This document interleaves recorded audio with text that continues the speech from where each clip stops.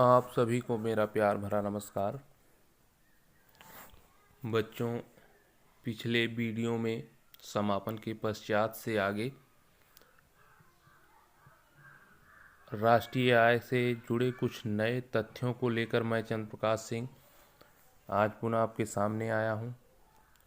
आज हम जानेंगे राष्ट्रीय आय के वितरण क्षेत्र क्या हैं, राष्ट्रीय आय की गणना कैसे होती है, किन किन विधियों से होती है और गणना में कौन कौन सी समस्याएं उत्पन्न होती हैं।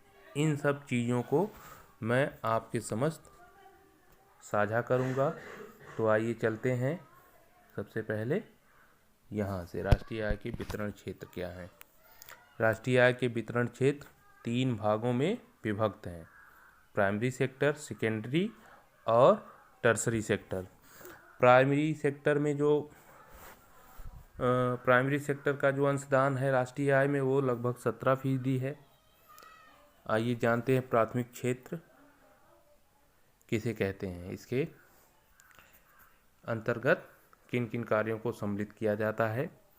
प्राथमिक क्षेत्र के अंतर्गत भूमि आधारित समस्त कार्यों को सम्मिलित किया जाता है और ये क्षेत्र कच्चे माल का उत्पादन या कच्ची वस्तुओं का उत्पादन करते हैं।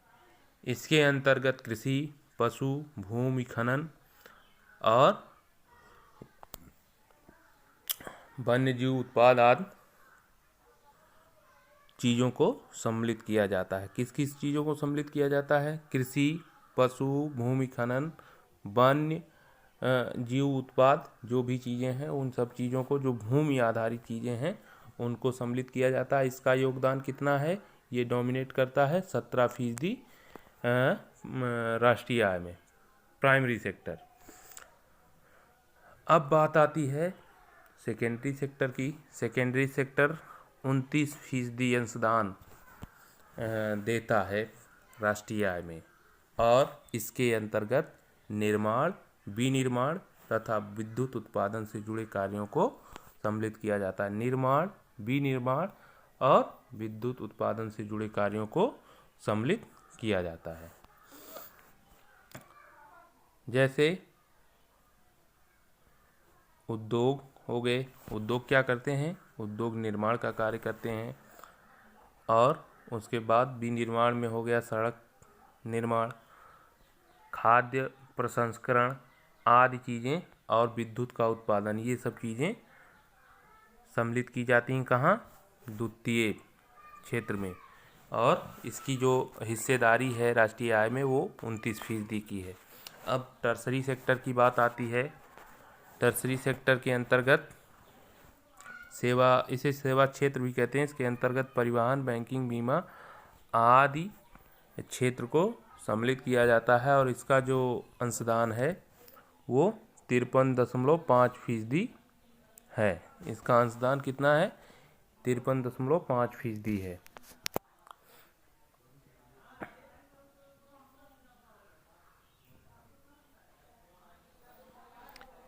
एक चीज़ और जान लें हम, तृतीय क्षेत्र की जो हिस्सेदारी आज है वो कभी प्राथमिक क्षेत्र की हिस्सेदारी हुआ करती थी। कब?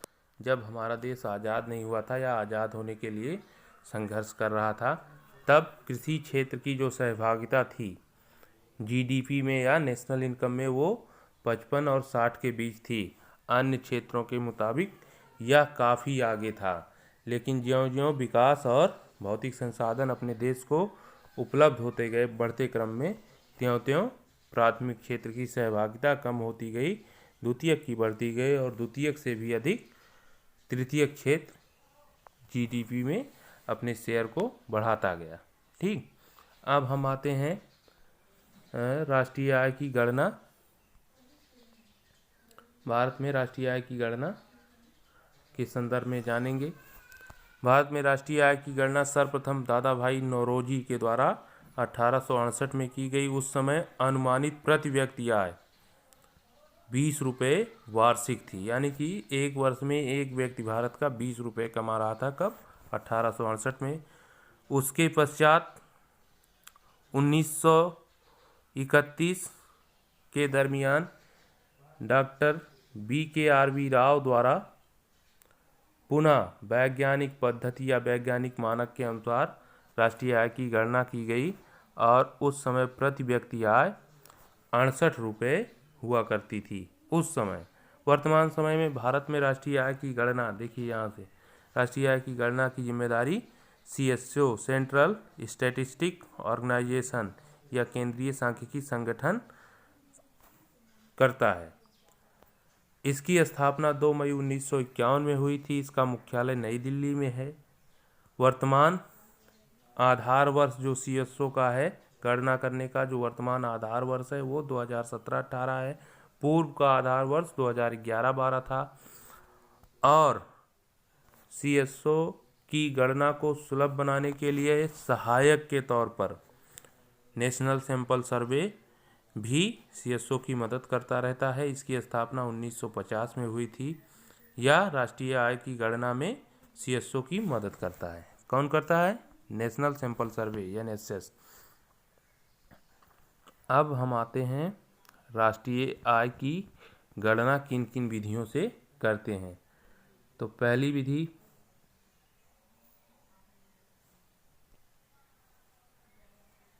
विधि देखिए, इनकम मेथड है। इनकम मेथड में हम उत्पादन के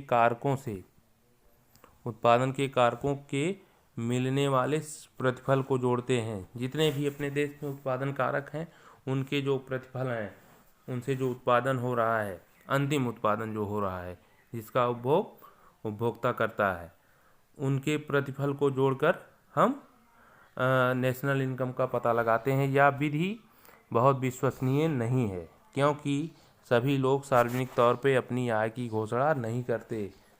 करते हैं बहुत से लोग जो ज़्यादा पैसे कमाते हैं, इनकम टैक्स और अन्य चीज़ें बचाने के लिए अपनी आय को नहीं बताते, छुपा के रखते हैं। काला धन के विषय में तो सभी लोग जानते हैं, काले धन के विषय में।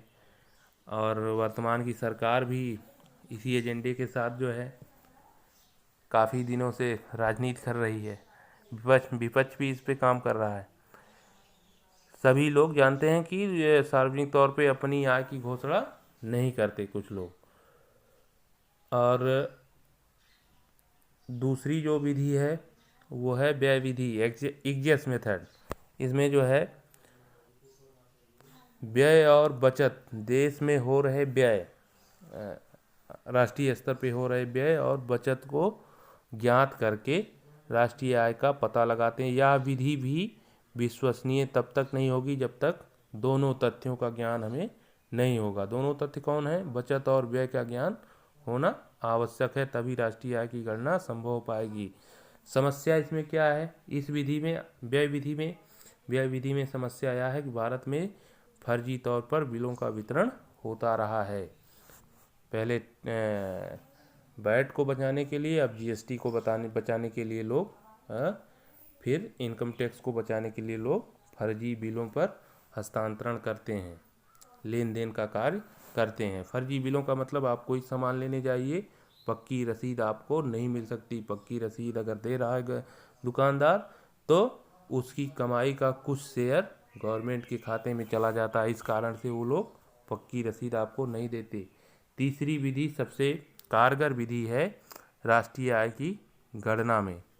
तीसरी विधि क्या है? सबसे कारगर विधि है वो है प्रोडक्शन मेथड। प्रोडक्शन मेथड यहाँ देखिए, उत्पादन विधि। वर्तमान समय में राष्ट्रीय आय का सबसे सही तरीका उत्पादन विधि का है। एक वित्तीय वर्ष जो आपका 1 अप्रैल से 31 मार्च का है के अंदर उत्पादित वस्तुओं और सेवाओं के अंतिम मौद्रिक मूल्य को जोड़कर राष्ट्रीय आय की गणना की जाती है। अंतिम शब्द जो लगा है उत्पादित वस्तुओं और सेवाओं पर, जो अंतिम मौद्रिक मूल्य का शब्द लगा है वह प्यारे बच्चों इसलिए लगा है कि किसी वस्तु और सेवा का आकलन, मौद्रिक आकलन बार बार ना हो पाए। बार बार होगा तो आपकी राष्ट्रीय आय आपके सामने जो भी प्रदर्शित की जाएगी वो महज एक धोखा होगा और रियलिटी में कुछ और होगा। कई देशों से हम अपनी तुलना करते हैं कि उसकी नेशनल इनकम इतनी है, हमारी इतनी है, करते हैं कि नहीं, उसकी नेशनल इनकम से ज़्यादा हमारी नेशनल इनकम है, वो धोखा होता है।